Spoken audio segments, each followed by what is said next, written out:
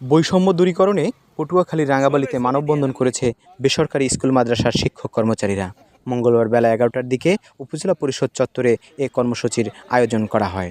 মাধ্যমিক পর্যায়ের বেসরকারি শিক্ষা প্রতিষ্ঠান জাতীয়করণের পূর্ব পর্যন্ত শিক্ষা প্রশাসনের বিভিন্ন পদে সরকারি বিদ্যালয়ের শিক্ষকদের পদায়ন বন্ধ রাখা এবং শিক্ষা সংস্কার কমিশন গঠনের দাবিতে এ কর্মসূচি করা হয়।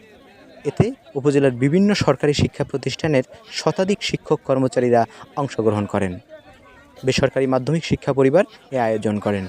কর্মসূচিতে আগামীকাল বুধবার উপজেলা নির্বাহী কর্মকর্তার মাধ্যমে শিক্ষা মন্ত্রণালয়ে স্মারকলিপি প্রদানের ঘোষণা দেন শিক্ষকরা।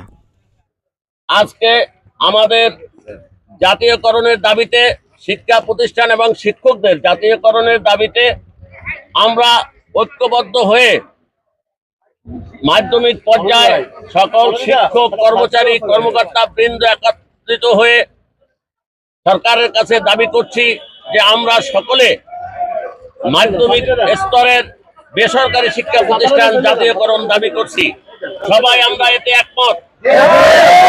আমি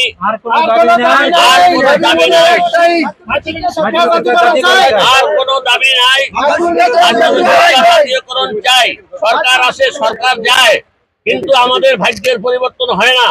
সেই নতুন দেশে আমরা আমাদের এই যে শিক্ষার সর্বক্ষেত্রে যে বৈষম্য আছে সেই বৈষম্য দূরীকরণের জন্য আমরা শিক্ষক কর্মচারী বৃন্দ আমাদের শিক্ষা ক্ষেত্রে যাতে কোনো বৈষম্য না থাকে, শিক্ষাকে জাতীয়করণের মাধ্যমে বৈষম্যহীন করার জন্য আজকে আমরা মাননীয় শিক্ষা উপদেষ্টার কাছে আমরা এই মানববন্ধনের মাধ্যমে এই আহ্বান জানিয়ে দিতে চাই যে আমাদেরকে জাতীয়করণ করা হোক।